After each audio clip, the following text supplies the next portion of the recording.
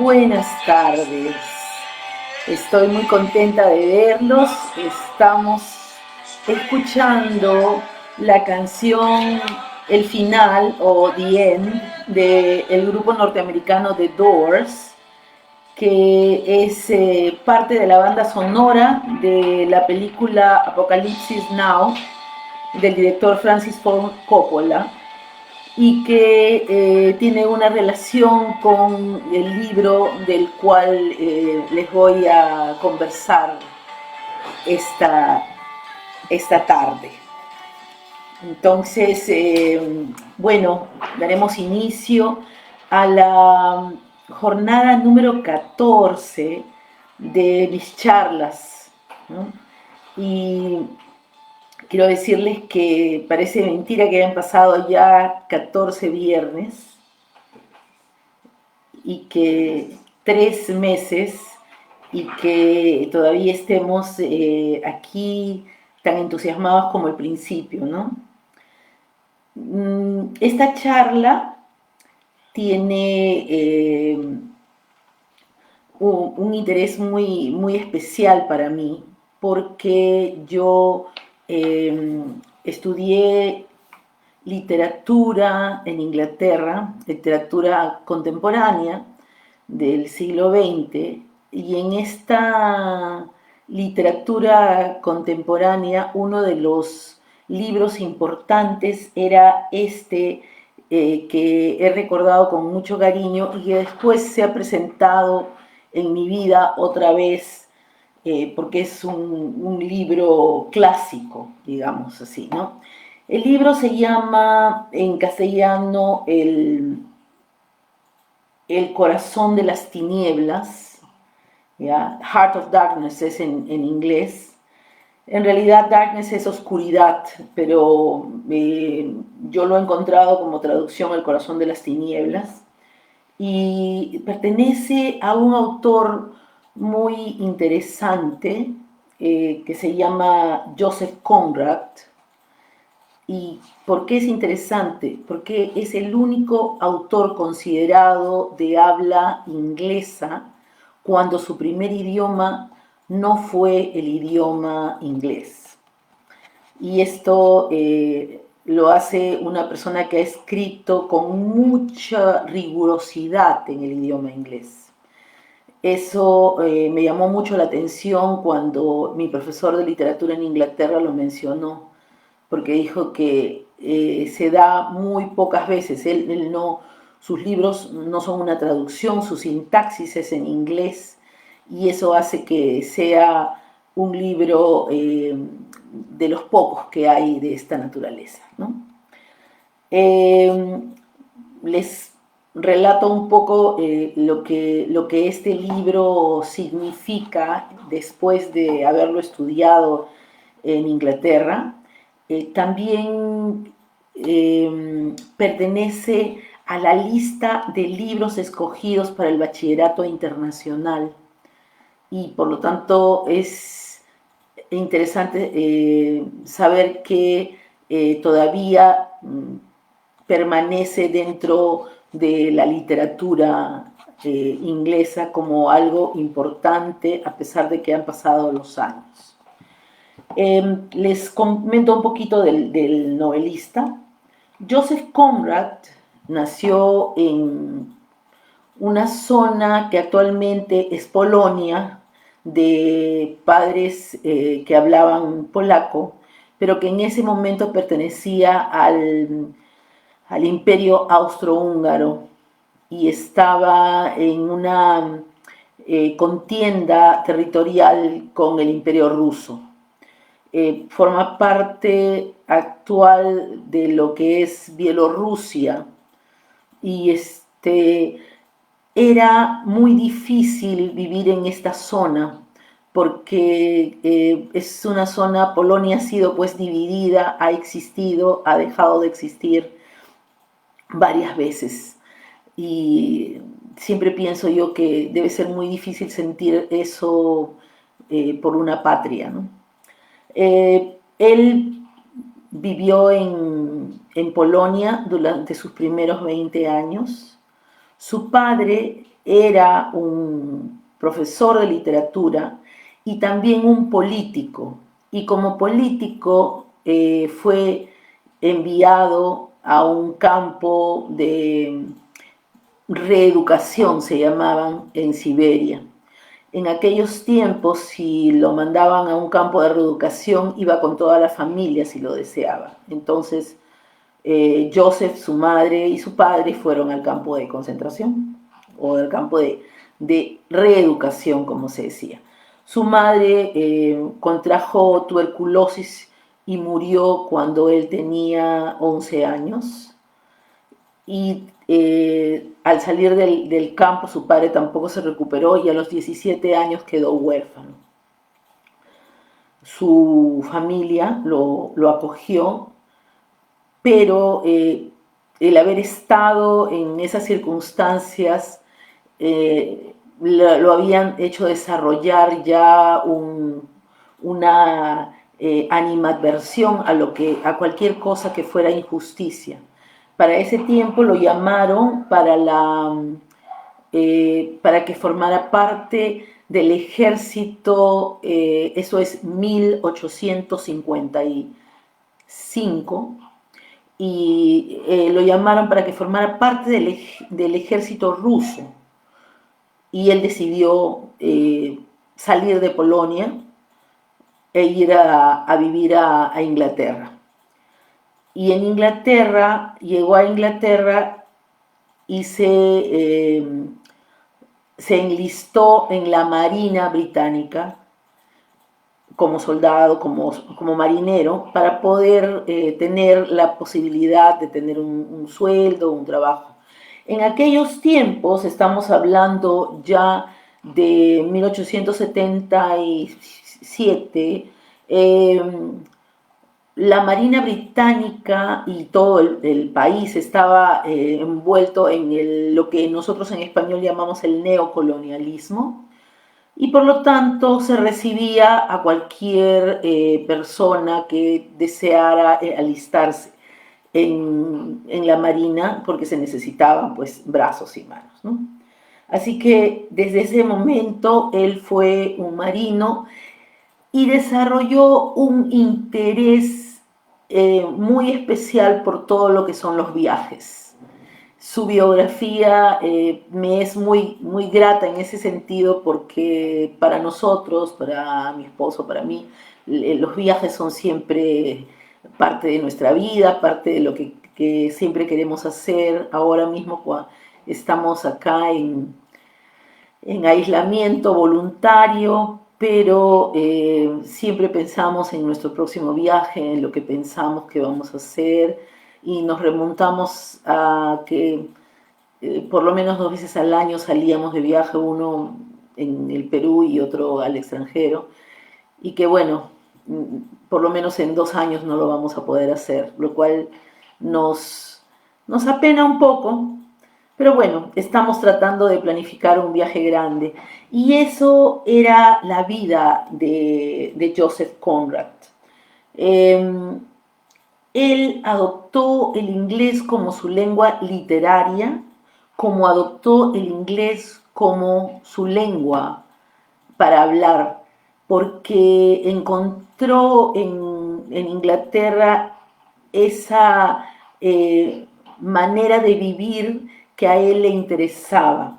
Dicen sus amigos que era una persona muy privada, muy solitaria, muy callada, que deseaba comunicarse de manera literaria, y en su trabajo como marino también se ocupaba de su trabajo, hablaba muy poco, se comunicaba oralmente muy poco, era mucho mejor en su comunicación escrita, por supuesto, ¿no?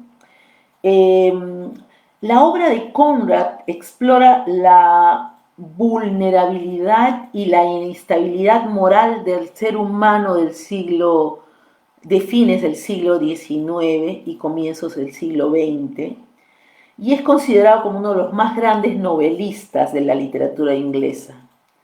Conrad era en sí un filósofo y tenía ideas muy fuertes acerca de qué era lo que estaba pasando en su mundo.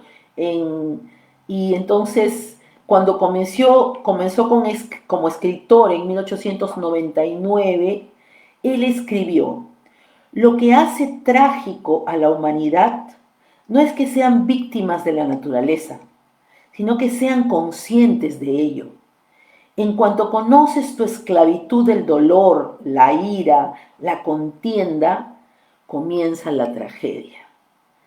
En realidad, él trabajó mucho, no solamente como escritor, sino también como diplomático de alguna manera, para evitar lo que estaba pasando en África. Y precisamente de África es el libro del que les quiero hablar, que se llama El corazón de las tinieblas.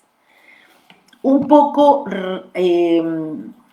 hacer una referencia que el rey de Bélgica, Leopoldo II, decide, Bélgica es un estado, una monarquía relativamente nueva si la comparamos con las monarquías europeas. Tiene como probablemente unos 200 años o menos de 200 años. Y Leopoldo II fue su segundo rey. Pero en ese momento había una idea que venía de un verso que había escrito el autor Rudyard Kipling, el que escribe también el libro de la selva, y este verso se llama La carga del hombre blanco. Y en este verso que se llama La carga del hombre blanco, él dice que los hombres blancos deben ir al África a ayudar, a educar, a hacerlos, a sacar esas ideas animistas de las personas del África y convertirlos en buenos cristianos. Bueno, esa parte no estaría tan mal si no hubiese sido interpretada por las personas ambiciosas y los que asolaron el África como una forma de explotación. Pero así fue. Leopoldo II de Bélgica propuso al Parlamento belga, porque Bélgica desde el principio fue una monarquía constitucional, le propuso al Parlamento belga tomar una zona y explotar los recursos naturales de esa zona. Y el Parlamento belga le prohibió el permiso. Entonces, Leopoldo decidió que con su propio dinero iba a comprar una zona y compró un país completo. Este país, él lo llamó el Estado Libre del Congo. No era de ninguna, no era colonia de nadie, no era colonia belga, era su propiedad, era como tener una hacienda inmensa. Este Estado Libre del Congo está a un lado del río Congo, que es un río muy importante del África, y en este momento es el área que ocupa la República Democrática del Congo.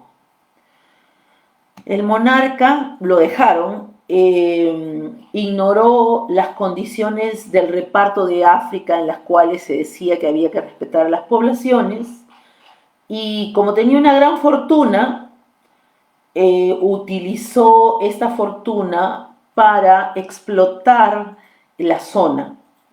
Y en la explotación de la zona utilizó a la población indígena como mano de obra forzada y esclava. Su régimen africano fue responsable de la muerte de 10 millones de personas.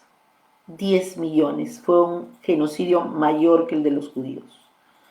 pero obviamente como no había tanta difusión, no se sabía tanto. Cuando yo fui a Bélgica y conocí Bruselas y la vi como una pequeña joya con grandes edificios, con cúpulas doradas y no conocía tanto el- la historia del colonialismo y en verdad uno ve en esas ciudades todo el dinero que de las colonias se sacó, del neocolonialismo sobre todo, y las construyeron bellamente y uno las visita con gran placer. Yo quiero volver a Europa y hay mucha cultura, muchas estatuas, mucha belleza, muchas flores pero luego cuando piensa uno en lo que pasó con los africanos y que todavía en algunos sitios sucede, piensa que este, prácticamente fueron construidas en sangre. Eh, Leopoldo tuvo esta repartición del Estado Libre del Congo desde 1885 hasta 1908, cuando después de la intervención de Joseph Conrad y muchas otras personas, eh, el, el Estado belga, el Congreso belga, se hizo cargo de la administración del Congo. En la actualidad, el papel de Leopoldo II en África sigue siendo controvertido entre los historiadores. Algunos dicen que no es verdad, que murieron de muerte natural, como que de epidemias, de viruela, pero igual hubo una explotación. Y de esa explotación es que habla El corazón de las tinieblas. ¿Ya? A Joseph Conrad eh,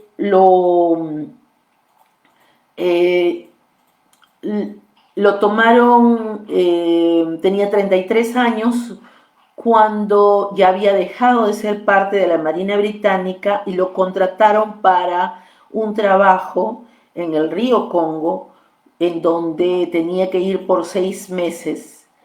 Y después que hizo esto, él encontró que esta vivencia lo hacía sentirse incómodo y por eso comenzó a escribir, ¿no? Eh, Conrad se inspiró hasta cierto punto en su viaje al Congo y el relato tiene como protagonista y narrador a un personaje ficticio, sí, que se llama Charles Marlowe, quien describe su viaje desde Londres hasta el río. Él en realidad, él nunca menciona el río Congo. O sea, no se dice Congo, se dice el río, ¿no? En búsqueda de un jefe británico que estaba haciendo una explotación de marfil y que parecía haberse perdido en las partes más oscuras de la selva y al cual se le llama Kurtz y no se sabe su nombre, ¿no? En realidad, esta obra ha sido incluida entre los grandes libros del siglo XX y el guionista John Milos la tomó de base para escribir el guión de Apocalipsis Now, de la película de 1979 de Francis Ford Coppola, sobre los horrores de la guerra de Vietnam, porque la película Apocalipsis tiene que ver con Vietnam, pero que mantiene el espíritu y la estructura del relato de Conrad. La parte final de Apocalipsis Now, cuando ya van a salir, van a escapar, hay una parte en la que hay como un puente sobre el río, y este puente sobre el río tiene como unas antorchas, y esas antorchas son cabezas o eh, eh, calaveras de personas que están encendidas, pues son antorchas, ¿no? Y esta parte está descrita en la parte final del libro de Conrad, ¿no? Cuando él hizo esta travesía de 6 meses, lo horrorizó la brutalidad con que los europeos actuaban en África, pero él habla de los europeos en general, pero en ese lado de que él conoció en realidad eran los belgas los que estaban haciendo eso. Sin embargo, él dice que para hacer ficción uno tiene que exacerbar un poco lo que ha visto para que realmente sea interesante. Y dice, tras años de pensar sobre aquel viaje, escribió una novela que, según sus propias palabras, relataba una experiencia llevada un poco más allá de los hechos reales.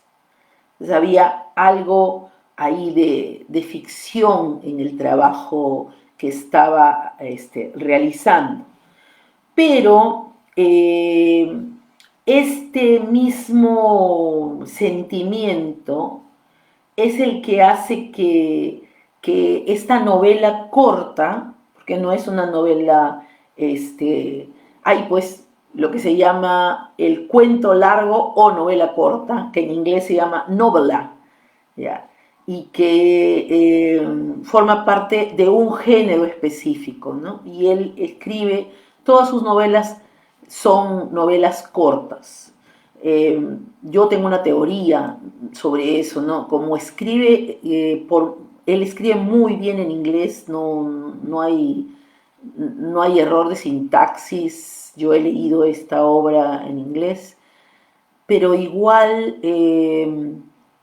pienso que llega un momento en que uno se cansa de escribir en un idioma que no es el propio, y por eso creo que sus novelas nunca han sido unas novelas muy largas. Es una teoría, no la he comprobado en ningún sitio, pero tampoco he encontrado ninguna alusión que refute lo que estoy pensando, ¿no? Eh, Él en esta novela aborda temas como el colonialismo, el choque de culturas, el racismo y la violencia humana, razón por la cual yo creo que esta novela, anterior al indigenismo latinoamericano, es una novela indigenista de otro lugar, ¿bien? Porque habla sobre estas personas y su realidad de la manera como Conrad las ha visto o las ha percibido, porque realmente es una percepción, ¿no? La traducción del título a la mayoría de las lenguas opta por la palabra tinieblas en vez de oscuridad, que es la que se corresponde literalmente a darkness. Es quizás el trabajo más conocido del autor, pero él escribió sobre el mar, sobre los viajes, sobre las personas que viven viajando, pero por su calidad de relato, esta obra ha llamado más la atención de las personas, ¿no? Entonces, después de que él viajó en este barco que se llamaba el Rey de Bélgica por el río Congo, y tras años de pensar sobre aquel viaje, escribió esta novela, ¿no? La palabra Congo no aparece ni una sola vez en la novela, ya que Conrad no quería ser demasiado explícito en su relato, pero es indudable que las experiencias personales que él tenía guardan una gran similitud con el protagonista. Todos los escritores de ficción se defienden diciendo que eh, sus protagonistas no son su alter ego, no son ellos hablando, sino son personas de ficción que se crean y viven en la ficción. Mario Vargas Llosa, por ejemplo, dice que si uno cree que el protagonista vive, entonces la obra es un éxito.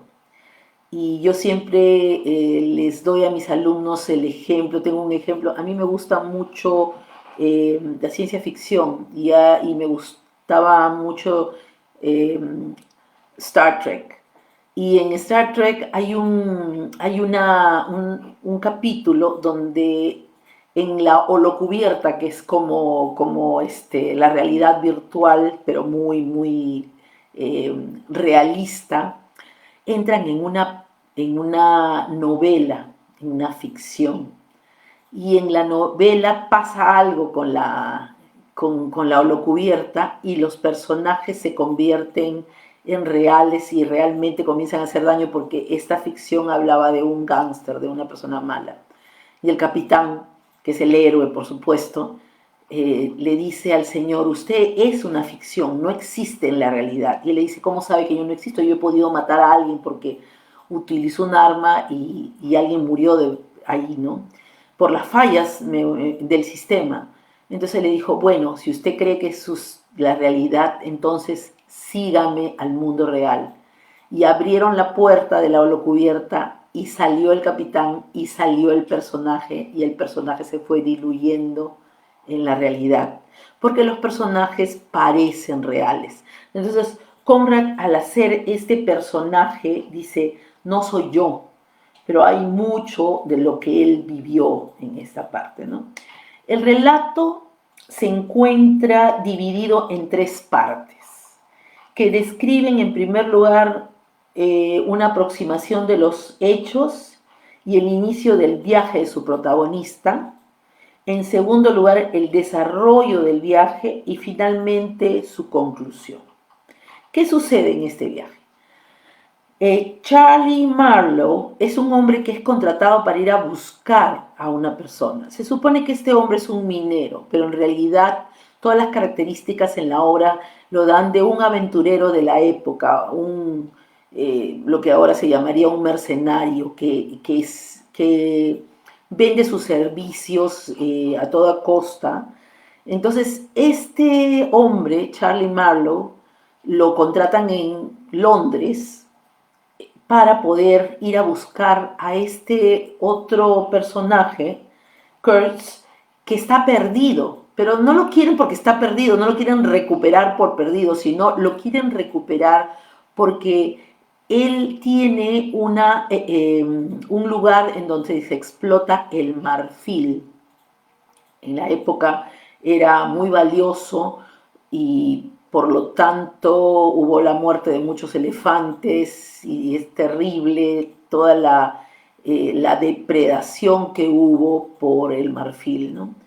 Y entonces, y él tenía esta explotación de marfil, pero hacía meses que no se reportaba con las personas en Londres y por lo tanto no había mandado el cargamento de marfil que tenía que cumplir, creo que se mandaba cada 6 meses.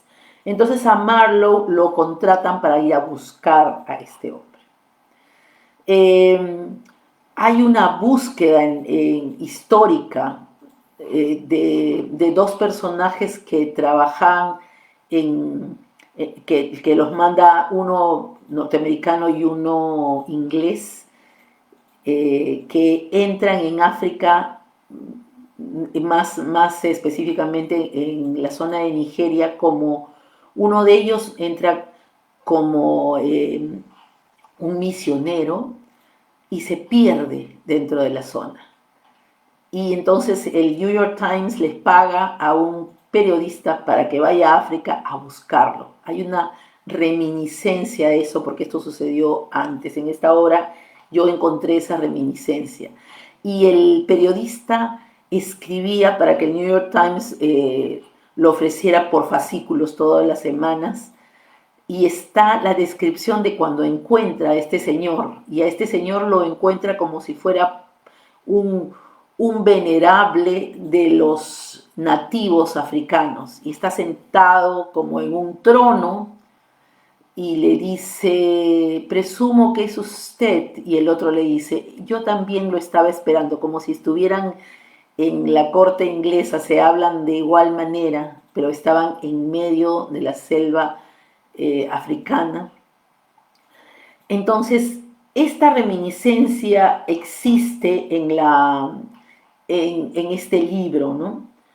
¿Y cómo se narra el libro? El libro se narra en lo que se llama medias res, o sea, empieza contado por Marlowe, que es el protagonista y el narrador, mucho tiempo después de que ya había sucedido. En esto también hay una reminiscencia con Joseph Conrad, que él hace su viaje que no tenía nada que ver con estar haciendo una crítica al colonialismo ni un deseo de escribir algo indigenista, sino simple y sencillamente está trabajando y después de muchos años relata esto, ¿no? Y está en un barco, Marlowe, y cuenta esta travesía que realizó años atrás por un río tropical, así lo llama él, en busca de un tal Kurtz, el jefe de una explotación de marfil, que a lo largo de la novela adquiere características diferentes de prácticamente una deidad, ¿no? Un símbolo. Los dos primeras partes de la novela es el viaje que hace hacia el África y remontando este río. Yo tuve varios amigos, o los tengo, aunque no los veo, nigerianos y congoleses, y siempre me llamó la atención la forma como en inglés se dice Darkest Africa, o sea, la oscuridad, la profundidad de África, ¿no? Y yo les quería preguntar, porque yo he viajado mucho en nuestra Amazonía y definitivamente, bueno, no, el que haya mucha sombra es una bendición porque el calor es muy grande, pero oscuridad no hay, o sea, es solamente sombra y el río realmente es luminoso porque brilla. Y entonces yo les preguntaba y ellos decían que esa era una percepción de extranjeros. Así que esa misma percepción de extranjeros tenía Conrad y por lo tanto Marlowe cuando hace la descripción de cómo es este río, ¿no? Y sí, va buscando y se habla de cómo este empleado llamado Kurtz ha tenido un enorme éxito en el tráfico de marfil.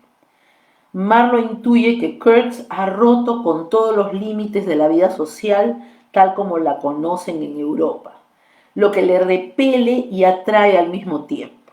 La reina Victoria decía que las personas que iban a África tenían que hacer todo lo posible por mantener a los naturales felices y contentos. Ella decía, happy and content.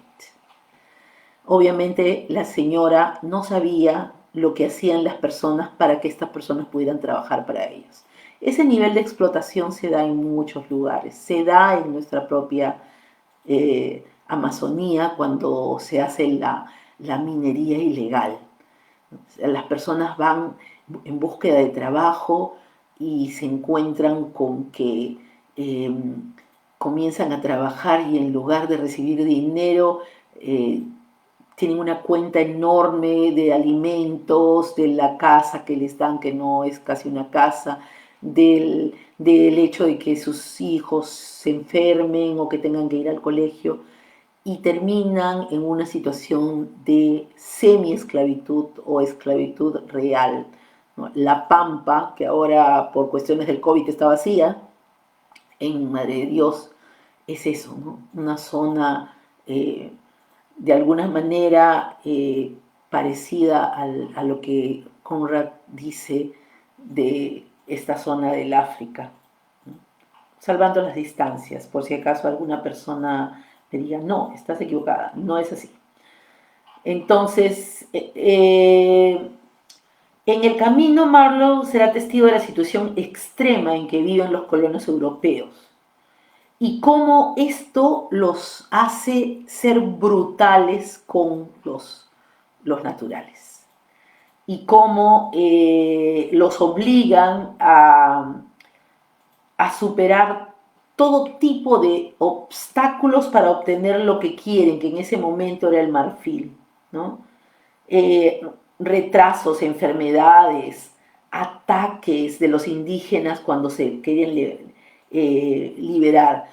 Todo lo que ve Marlowe lo hace también hasta que puede llegar a su destino. Y cuando finalmente encuentra a Kurtz, está dentro de una zona que es como un castillo prisión, o sea, no puede salir porque hay demasiadas personas afuera, tanto europeos como naturales, que lo quieren muerto por toda la forma en que él los explota, y a la vez le temen y por lo tanto siguen trabajando. Y esto es algo que él ha desarrollado como un temor paranoico de que ya no puede salir de ahí. Y la carga que se supone que estaban esperando en Inglaterra está parada porque él ha decidido que es peligroso que salga. O sea, ya su paranoia llegó a este lugar, ¿no? La imagen que se ha ido agrandando y mitificando durante el proceso del viaje por este río tropical eh, es de un hombre que a la vez es un dios para estas personas y también que ha caído en una locura en realidad bestial, ¿no? Él cree que la única manera de civilizar a los africanos era hacerlos trabajar de esta manera hasta que entiendan que lo único que los va a liberar será el trabajo. Yo recuerdo las palabras que están escritas en la puerta de Auschwitz, en los campos de concentración, que dice, el trabajo los hará libres. Y sí, pues resulta que el trabajo parece una maldición a veces porque las personas que quieren explotar a las personas dicen son flojos, no trabajan y les obligan a hacer mayores esfuerzos. Este señor había inclusive escrito como una especie de panfleto que decía que para civilizar a los nativos hay que exterminarlos. Y termina su panfleto que lo reparte entre los colonialistas: exterminen a todas estas bestias. Entonces, cuando Marlowe y sus compañeros de viaje logran llevar a Kurtz, llegar hasta Kurtz, se dan cuenta que él no quiere salir. Pero ¿qué cosa es lo que Marlowe vino a hacer? Recuperar el marfil. O sea, estamos hablando de que tampoco quiere hacer nada por estas personas, sino recuperar el marfil. Y por lo tanto, encuentra que hay una discusión para poder llegar y convencer a este hombre que ya el cargamento es suficientemente grande como para ir por el río, salir al mar y llegar a Inglaterra con la carga que necesita llevarse. Y descubren que Kurtz está gravemente enfermo. No dicen de qué está gravemente enfermo, pero está gravemente enfermo, se dice. Y bueno, lo ponen en el barco de vapor. En ese momento es que se ve lo que en Apocalipsis sale, que son este lugar lleno de cabezas, bueno, calaveras de personas, todas ellas las calaveras de las personas que han muerto mientras trabajaban para Kurtz. Y, y llega al barco y sus últimas, casi sus últimas palabras son enigmáticas. Yo recuerdo que al leer en Inglaterra este libro que nosotros lo analizábamos, la, sus últimas palabras son el horror, el horror. Y muere. Básicamente muere extenuado por el tener que ser el cuidador de las personas, ¿no? El viaje de Marlowe al corazón del continente africano se transforma así en un descenso a los infiernos, pero también en una crítica al imperialismo occidental y una investigación acerca de la locura, ¿no?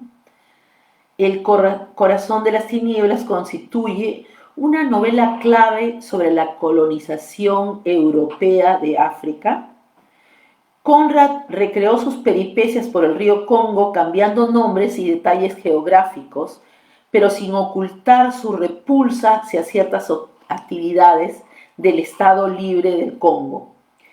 El autor adjudicó a varios personajes una nacionalidad distinta, responsabilizando a toda Europa de lo ocurrido en África. Así, cada personaje esconde cierto significado en forma de alegoría. Eh, Actualmente existe una parte en Nigeria, ¿no? Y toda la zona de los ríos en donde se está explotando sílica, que es un mineral que se usa para los celulares. Y hay mujeres y niños explotados porque los hombres no pueden manipular eso, se necesitan unas manos pequeñas.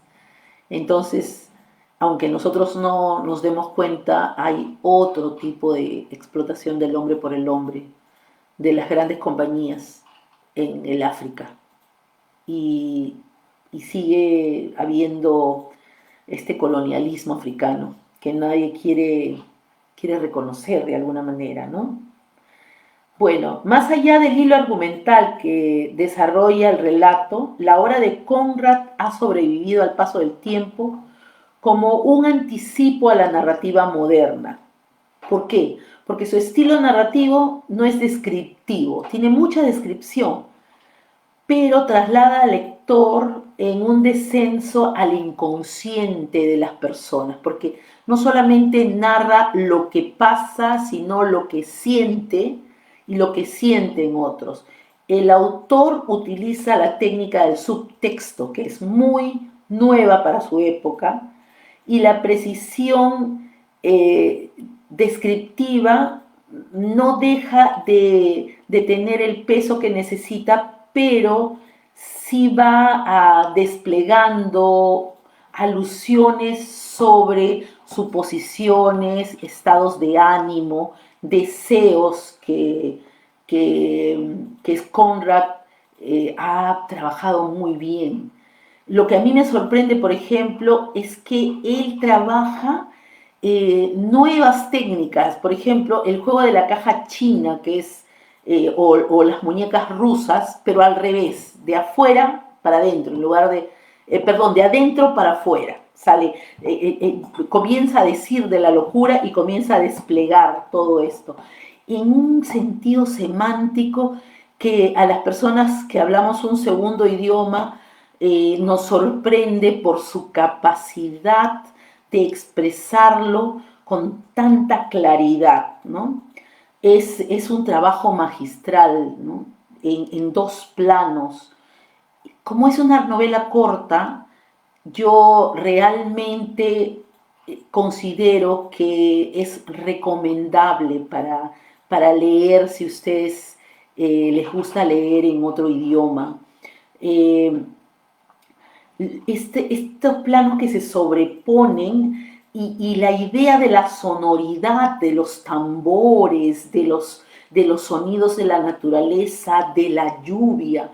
En realidad, yo nunca he visto la película, dice que hay una película, pero yo tengo sonidos de este libro y esto es un gran significado para lo que es la escritura, ¿no? Y se supone que el final de, de este libro es uno de los finales más sobrecogedores, ¿no? Eh, y este final, el último párrafo de este libro, está considerado como uno de los mejores finales de la literatura universal. Es por ello que esta obra constituye una reflexión sobre el arte de narrar un relato intenso en pocas páginas. Y termina simple, pero a la vez complejo. El barco parecía conducirnos lentamente al corazón de las tinieblas. Y ese corazón de las tinieblas es el título de su obra. Pese a esta visión crítica de la labor de los europeos en África, la novela de Conrad también ha sido considerada como una novela racista, por su reflejo poco humano y casi animalizante de lo que estaba pasando, tanto con los colonos como con los nativos africanos. A todo el mundo lo critican y así es como sucede. Bueno, el Quijote decía, ¿no? Ladran perros, señal de que avanzamos. La crítica está ahí porque los leen. Y Joseph Conrad, a pesar de los años, sigue siendo leído. Yo en verdad, les aconsejo que comiencen por lecturas de esta naturaleza. Si les gusta la literatura, encontrarán que es muy interesante. Bueno, esta semana tengo que terminar 10 minutos antes porque tengo una reunión de el trabajo en el colegio donde yo enseño a las 6 de la tarde.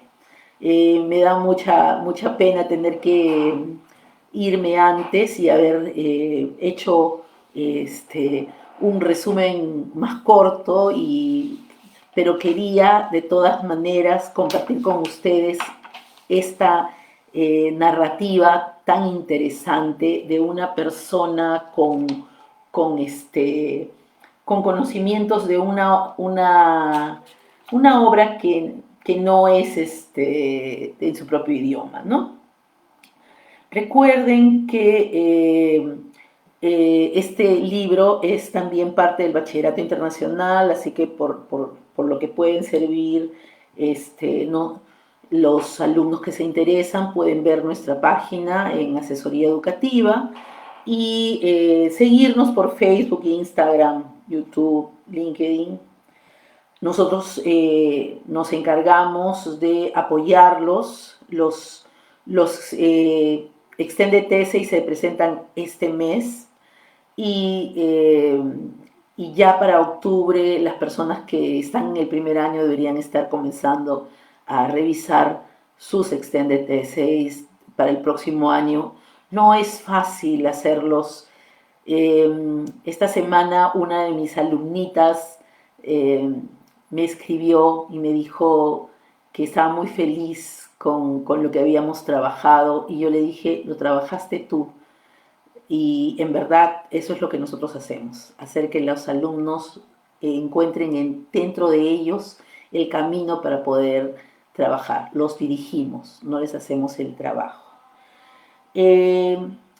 Yo he estado muy contenta de haber estado con ustedes, de haber podido hablar. Perdónenme porque les estoy quitando los últimos 10 minutos, o me los que estoy quitando a mí, que soy la que disfruto con esta charla.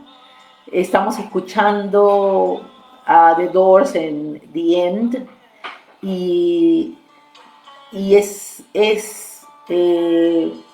una forma de despedirnos agradeciendo a las personas que me auspician, y si quieren buscarme, por favor, búsquenme en www.asesoriaeducativa.edu.pe, y ahí estamos todos y estaremos muy contentos de poder servirlos. Que estén todos muy bien, cuídense, eh, mantengan el aislamiento y nos vemos la próxima semana.